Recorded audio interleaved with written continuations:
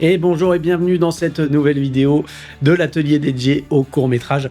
Aujourd'hui, on va parler surtout pré-production dans cette vidéo-là. Peut-être si on a le temps, j'évoquerai un petit peu étalonnage, montage, mais je pense que ça nécessitera une deuxième vidéo.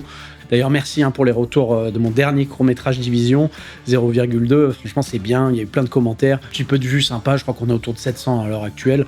C'est pas mal pour une nouvelle chaîne, donc moi je suis assez content. Et surtout des retours que j'ai eu en physique, tout ça, donc c'est sympa. Pour vous dire un petit peu l'actu, là je viens de terminer donc un nouveau court-métrage donc qui s'appelle The Joyman, qui est en fait un court-métrage qui va participer au Nikon Festival 2026. Donc le film est tourné, c'est vraiment top là le rendu, là j'ai quasiment fini, je suis encore en train de fignoler mais putain, c'est vraiment sympa. Donc j'ai hâte de vous montrer ça, de vous en parler un petit peu plus en détail. Vous montrer quelques images, au moins ne serait-ce que du storyboard, parce que comme je vous le disais dans cette vidéo, on va parler surtout pré-production. Mais je pense que déjà, la vidéo sera déjà costaud rien que comme ça. Donc on se retrouve tout de suite pour la partie pré-production. Alors, le principal, vraiment le document, le produit le plus important de votre tournage au tout début, c'est votre idée sur papier, un scénario.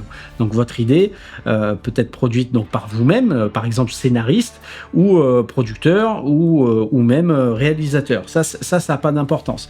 Par contre, ce que je vous conseille vraiment, c'est que ça soit vraiment bien écrit, dans le sens où il faut vraiment qu'on comprenne votre intention, que ce soit défini sur tout ce qui est émotion, situation, personnage. Vous voyez, qu'on vraiment comprenne ce que vous voulez traduire, comme ça vos équipes comprennent tout de suite où vous voulez aller. Et à partir de là, ça sera bien plus simple de suivre votre idée, parce que dans le cinéma, et ça c'est génial, vous allez voir que c'est très rare que quelqu'un en fait dise qu'est-ce qu'il veut avec son idée, c'est plutôt qu'est-ce qu'il a voulu dire avec son idée. Et ça c'est autre chose. Et vous allez voir que le monde du ciné, si vous débutez, c'est vraiment bienveillant en général. Je dis bien en général. Donc vraiment, vous allez voir, vous allez vous éclater si c'est une première. Alors pour vous parler un petit peu de mes projets, je vous en parlais rapidement. Quand j'avais entre 16 et 20 ans, avec un ami de l'époque, on faisait les films de l'année. Le film de l'année. Alors ça, c'était sacrément pourri, on peut le dire, on peut carrément le dire. C'était, voilà, on n'avait pas de connaissances techniques, on n'avait pas de matos. En fait, tout ce qu'on voulait, c'était se marrer. Donc du coup, on faisait les films de l'année. Et c'était sympa, on passait un bon moment. Maintenant, à regarder, c'est sûr que c'est pas fou. Mais cependant, voilà, ça m'a permis d'apprendre certaines choses. Et vraiment, je me suis dit, un jour, il va falloir que je continue cette série-là, et que je fasse genre le 5, et plutôt que de faire le film de l'année 5, je me suis dit je vais partir sur autre chose, donc j'ai créé le Moustachu. C'est le Moustachu. Le Moustachu, donc c'est une bande-annonce, c'est tout, c'est donc comme le film de l'année, une bande-annonce humoristique. Donc le Moustachu m'a permis de m'exercer, de montrer un petit peu ce que je sais faire aussi, de tester des nouvelles conditions de lumière, de l'acting aussi. Ça apprend beaucoup de choses, donc c'est là où je voulais en venir. Si vous faites un court-métrage, même pas terrible, qui vous paraît pas terrible, ou que vous avez peur du jugement des autres, ça faut pas vous en foutez, faites-le, ça va vous apprendre beaucoup. Le prochain sera meilleur, si voilà, ou peut-être pas, ou peut-être ça sera celui d'après, mais ça va vous apprendre des choses, et faites, ça c'est le principal, faut faire, faut essayer, faut expérimenter. Ça permet d'apprendre à diriger une équipe aussi, même si c'est que des amis. Moi, par exemple, comme je vous disais, le Moustachu, on n'était que 3, c'est tout, il n'y a personne d'autre. Voilà, bon, j'avais déjà fait, moi, un projet pro avec toute une équipe où j'ai beaucoup appris, mais de manière personnelle, vraiment, où on doit tout gérer, c'est intéressant aussi. Après, voilà, moi, c'est mon métier, donc c'est peut-être un peu plus facile aussi. Entre guillemets, j'ai l'habitude de justement gérer la caméra, c'est peut-être pas le cas de tout le monde, donc c'est pas ce que je recommande forcément de faire ça tout seul. Mais si vous trouvez une petite équipe un peu sympa, à qui ça peut plaire de travailler un petit peu avec vous et de faire des projets même courts, foncez et pensez pas à ce que vont penser les autres, parce que je vais vous dire un truc, et ça je vous jure, c'est une vérité absolue. Même les plus grands chefs-d'œuvre, ils se font massacrer. Allez sur Allociné, regardez Interstellar. Pour moi, Interstellar, pour moi, il n'y a pas mieux en termes de film. Eh ben, il se fait défoncer. Donc, toutes les œuvres se feront défoncer quoi qu'il arrive. Il y aura toujours des gens pour dire que c'est pas bien. Donc, faites. Dans tous les cas, vous serez critiqué. Donc faites, mais faites ce qui vous plaît. Ça déjà, c'est important. Donc ça, c'était la petite parenthèse. Donc je reviens sur la pré-prod. Donc comme je vous disais, la pré-prod, une fois qu'on a notre scénario qui est solide, en découle des documents. Et ces documents, on va les voir tout de suite. Alors, on se retrouve avec le scénario. Je vous conseille ce logiciel. Ce logiciel s'appelle Trelby. C'est super pour écrire les scénarios. C'est vraiment sympa. Donc, ça commence toujours comme ça. On commence toujours par des scènes. On découpe les scènes par rapport au moment ou endroit. Ça va dépendre. On en parlera plus tard. Alors, on commence toujours par ce titre-là, extérieur ou intérieur. Ça permet de donner une indication. On a ensuite forêt, là, par exemple. Forêt ou restaurant, peu importe le temps, matin, midi, soir, nuit. Et on a quand même une petite présentation de ce qui se passe. Donc là, on a une forêt dense, l'air est froid, saturé d'humidité, entre les troncs, Slug progresse avec prudence. C'est plus ou moins ce qui se passe dans le film. Ensuite, on a les dialogues. Donc les dialogues, on les écrit généralement comme ça. Donc on va mettre le nom du personnage, on peut mettre une humeur, et là, ça, c'est son dialogue. Donc, c'est l'idée. Voilà comment se présente un scénario. C'est de la manière la plus lisible aujourd'hui qui est utilisée dans les plus grands films à Hollywood, tout ça. Donc, n'hésitez pas à vous inspirer de cette méthode-là. C'est la méthode qui marche le mieux, on va pas se mentir. Donc, ça, c'est la partie scénario. Une fois que le scénario est fait, on se retrouve donc pour le découpage technique. Donc là, c'est un exemple de découpage technique que j'ai fait pour The Joyman. Donc, on a scène 9, plan 1, la description pour rappel de là où on en est, une valeur de plan, donc large, gros plan, peu importe. L'optique, donc là c'était du 35 mm anamorphique, mouvement de cam fixe ou travelling par exemple, zoom, peu importe, c'est un mouvement de caméra, comment on va la déplacer dans l'espace. Un lieu, on n'est pas obligé, je l'ai mis. Lumière, je savais où j'allais, donc c'était pas le problème. Accessoires, ça pareil, je l'ai rajouté pour moi, pour savoir si, est-ce que je vais... Tiens, il faut que je pense à prendre ça, donc là j'ai mis ça. Et des notes, si besoin est. Donc ça, c'est découpage technique, ça va permettre de savoir à votre équipe, bah tiens, là, on va faire la scène 9, tiens, la scène 9, il nous faut... Ah oui, là, c'est là où Joey, ok, il écrit, donc, oui, donc il nous avait dit dans le 35, donc le gars, par exemple, votre chef opérateur peut déjà préparer l'objectif, machin, et donc c'est déjà un gain de temps. C'est un gain de temps et c'est primordial, ça, il vous le faut absolument, ça, c'est très important. Ensuite, de là... on a un plan de tournage. Le plan de tournage, c'est pas mal aussi. C'est même carrément important. Alors moi, je l'ai fait comme ça. Moi, j'ai fait un plan de tournage simple. Par exemple, voilà, j'ai fait scène, appartement, plage, rue. Donc ça définit la journée. La journée, je savais qu'on allait à l'appartement, à la plage et dans la rue. Dans la rue, on l'a pas fait parce que je savais que ça rentrait pas. Là, on a le nombre de scènes qu'on va tourner, les acteurs, les notes. Ça, c'était vraiment pour moi. Je prends un truc au pif. Par exemple, voilà, la scène 9 en intérieur, appartement.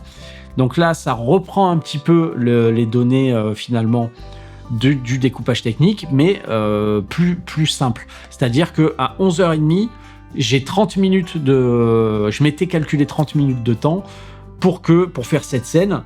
Plan 1, plan 2, comme ça je coche, parce que là j'étais tout seul, donc je me suis dit comme ça je coche. Au final, non, je te dis j'étais tout seul, mais pas du tout. J'avais une assistante, Emma, que je salue au passage, qui m'a aidé à tourner ce film. Donc voilà, il y a encore plein de documents, on va pas tous les faire, mais il y en a surtout un qui est très important et intéressant, c'est le storyboard. Là, j'espère que d'avance, vous êtes déjà en train de mettre le commentaire parce que vous savez que vous allez kiffer là, ce que je vais vous proposer là. Alors là, le logiciel dont je vais vous parler, c'est une pépite. Ça s'appelle Storyboarder. Là, le logiciel que je vous propose, c'est un environnement en 3D qui est modifiable à volonté. Là, par exemple, je peux zoomer dans l'image, je peux avancer dans l'image. Tac. Je peux changer mon angle, monter, descendre, changer de lentille aussi, ça c'est cool. Comme ça, on peut se dire, tiens, qu'est-ce que ça donnerait au 85 ? Bam, allez, on passe au 85. Regarde la différence, regarde ça. Hop. Voilà, moi je tourne beaucoup au 85. Et de suite, c'est génial. Le personnage, on peut s'amuser à créer n'importe quoi. On peut rajouter un autre perso qu'on peut déplacer dans l'espace comme on veut.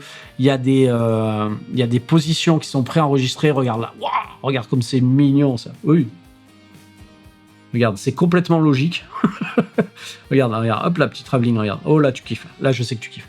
Donc voilà, un mec comme ça, voilà, c'est génial. Tu peux lui rajouter des lunettes, ça c'est très important. Ça, c'est vraiment le truc. Moi, s'il n'y avait pas ça, à la limite, je t'aurais pas dit qu'il était aussi bien. Mais là, quand même, regarde, on peut mettre des lunettes quand même. Et ça c'est ça c'est utile. Non, mais sérieusement, c'est vraiment cool. Alors, on peut pas tout faire non plus. On peut lui mettre un sac. Il y a 2-3 accessoires et surtout la moustache. Ça, c'est important, la moustache.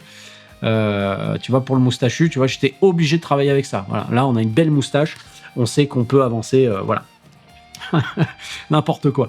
Donc voilà, tout ça pour vous dire que vraiment avec ce produit-là, on peut faire des choses dingues et vraiment en fait s'imaginer.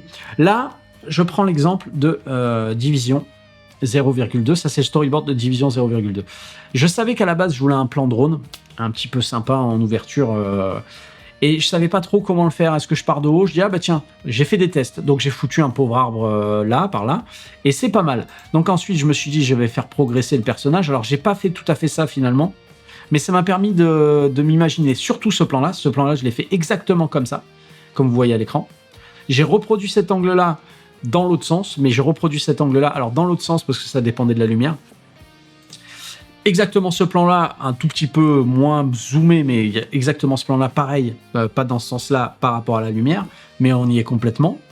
Une fois qu'on a sorti ces images, on les rentre dans des cases pour en plus communiquer quelque chose à son équipe.